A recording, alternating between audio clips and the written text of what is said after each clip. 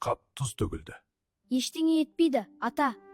Ыбырайым пайғамбар келген қонақтың алдына нан мен тұз қояды екен. Бірде дастархандағы тұзы төгіліп кетеді. Пайғамбар төгілген тұзды дереу тере бастайды. Ештеңе етпес, несін әуре болдыңыз. Жаббар хақ жеті берекенің бірін тұзға жасырған. Берекемді шашып алмайын деп теріп жатырмын. Осыдан бастап ел арасында тұзды төкпе, тұзды шашпа деген тыйым шығыпты. Тұз төгілсе несібе азаяды, ырыс кемейді деп сенеді. Кей жерлерде тұз төгілсе үстіне қант себеді.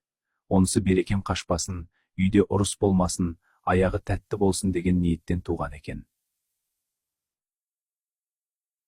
Әлі күнге дейін қазақ арасында үйде тұз таусылып қалса, көршілер бір-бірінен сұрамауға тырысады.